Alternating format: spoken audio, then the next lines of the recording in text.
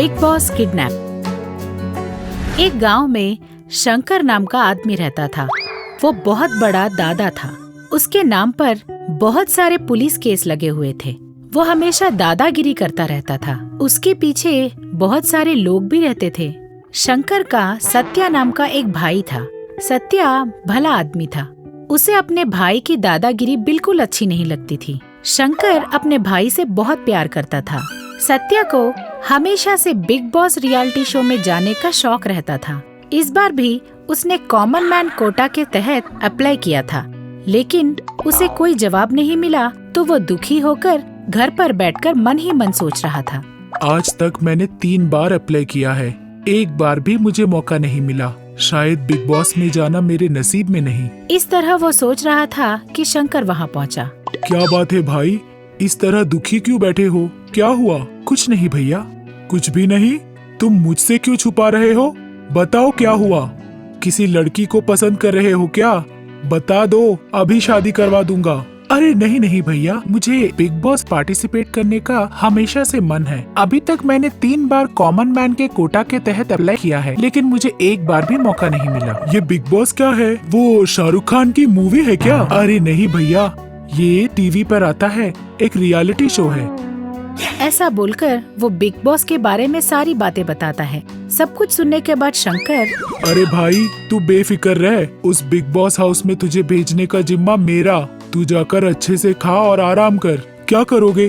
दादागिरी से मिला मौका मुझे नहीं चाहिए। जो भी करना है सच्चाई से करो। अरे भाई मैं हूँ ना, तुम जाओ यहाँ से। ऐसा बोलकर वो वहाँ से बाहर आकर अपने राइट हैंड गोली के पास पहुँचता है। अबे ओ गोली, भाई को बिग बॉस हाउस में जाने का है। तू जाकर उस बिग बॉस को ही उठा ले आ। देखता हूँ मेरे भाई को हाउस में कैसे नहीं आने देते। ठीक है भाई, सुबह तक वो बिग बॉस आपके सामने होगा। ऐसा बोलकर वहाँ से चला जाता है। अपने वादे के मुताबिक वो बिग बॉस को किडनैप करके एक बंगले में बांध कर रख देता है। शंकर बिग बॉस के पास आकर, अच्छा तो तुम ही हो अपनी आवाज से लोगों को डराने वाला बिग बॉस। लेकिन मैंने लोगों को कब डराया? अरे तुम्हारी आवाज सुनते ही घर के सब लोग डर जाते हैं। आप लोग कौन हो? मुझे यहाँ क्यों लेकर आए हो?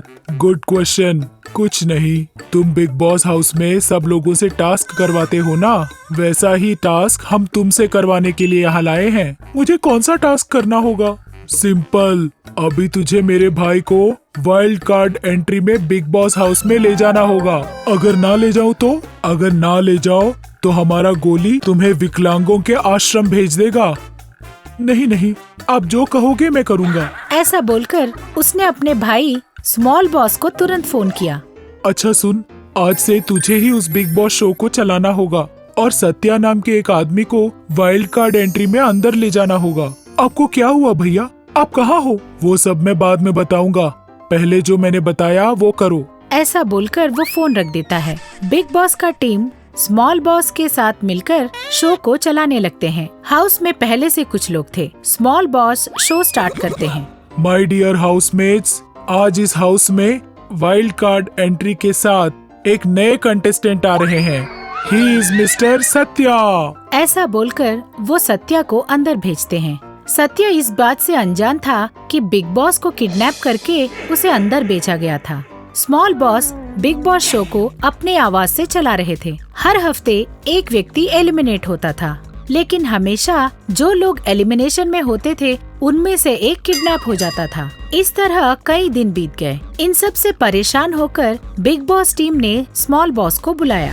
अंदर ये सब क्या हो रहा है? एलिमिनेशन के समय एक एक कंटेस्टेंट क्यों मिस हो रहा है? सर वो मेरे भाई को किसी ने किडनैप कर लिया है सर। अच्छा, आखिरी बार तुमको कब फोन आया था? सत्या को बिग बॉस हाउस में भेजने के लिए फोन किए थे सर। उसने कहा।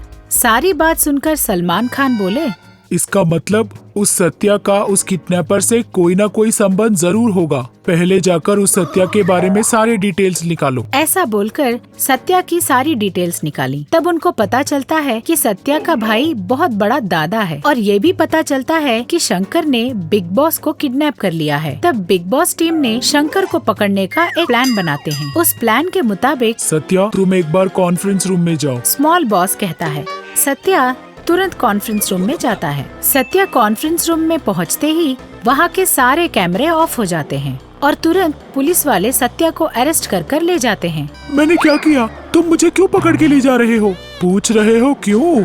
बिग बॉस को किडनैप करके हाउस में घुसने से अरेस्ट नहीं करेंगे क्या? सत्या हक्का बक्का रह गया। पहले अपने भाई को फोन लगा। ऐसा बोलकर फोन हाथ में देते हैं। सत्या शंकर को फोन लगाता है। हेलो भाई, भाई। वो बोल रहा था कि पुलिस वाले उसके हाथ से फोन ले लेते हैं। पुलिस, तू बिग बॉस को किडनैप करके अपने भाई को बिग बॉस हाउस में भिजवाया ना? लेकिन हम लोग तेरे भाई को अरेस्ट करके बिग बॉस को तुमसे छुड़वाने वाले हैं। आधे घंटे में बिग बॉस हमारे पास होने चाहिए। शंकर ने अब बिग बॉस को पकड़कर उनके पास पहुंचा। मेरा भाई कुछ नहीं जानता सर, ये सब मैंने ही किया है। उसे छोड़ दीजिए। अगर तुम चाहते हो कि हम तुम्हारे भाई को छोड़ दें, तो तुमने आज तक जितनी भी गलतियाँ की हैं, उन्हें मानकर सरेंडर हो जाओ। ठीक है सर। ऐसा बोलकर वो सरेंडर हो जाता है। पुलिस सत्या को छोड़ देते हैं। एक शहर में रसिकलाल नाम का एक बड़ा धनवान व्यक्ति रहता था। उसकी पत्नी उसके बेटे को जन्म देते ही गुजर गई। बिन मां का बच्चा होने के कारण रसिकलाल ने अपने बेटे को बड़ा लाड़ प्यार से पाला और इसी कारण वो बिगड़ने लगा था। उसने पढ़ाई लिखाई छोड़ दी थी और गलत रास्ते पर चल पड़ा था। वक्त के साथ वो जवान हुआ, पर कोई काम धाम नहीं करता, कोई कमाई नहीं थी उसकी। उल्टा उसने अपने पिता की कमाई के पैसे खर्च कर डाले। जब रसिकलाल को यह सब पता चला, दुख से वो बीमार पड़ गया और मरने की हालत हो गई उसकी। उसने अपने बेटे को पास बुलाया और बोला, जो लोग पैसे की कीमत नहीं पहचानते हैं और फिजूल खर्ची करते हैं, उनकी भीख मांगने की हालत हो जाती है। तुम्हारा भी कभी ऐसे समय आए तो तुम कभी भी भीख मत मांगना। तुम घर के दूसरे कमरे में जाना, वहाँ लकड़ी की एक बीम है, उससे तुम फांसी लगाकर मर जाना, समझ गए? इतना कहकर रसिकलाल गुजर गए। तब से मोतीलाल पर कोई रोक टोक नहीं रहा। वो और भी ज्यादा पैसे खर्च करने लगा। उसने बाहर के लोगों से पैसे उधार भी ले लिया था। एक समय आया जब उसके हाथ में एक फूटी कौड़ी भी नहीं थी। कुछ ही दिनों में जिन लोगों से मोतीलाल ने पैसे उधार लिए थे, वो उसके पीछे भागने लगे और फिर लेनदारों के डर के वजह से वो घर से निकलना ही छोड़ दिया। वो अपने ही घर में बंदी बनकर रह गया। तब उसे अपने पिता की बात याद आई। वो एक रस्सी लेकर आया और उस लकड़ी के बीम से उसने फांसी लगा लिया, पर उसके वजन से बीम टूट गया। जैसे ही बीम टूटा, पूरा कमरा सोना चांदी और हीरे जवाहरातों से भर गया।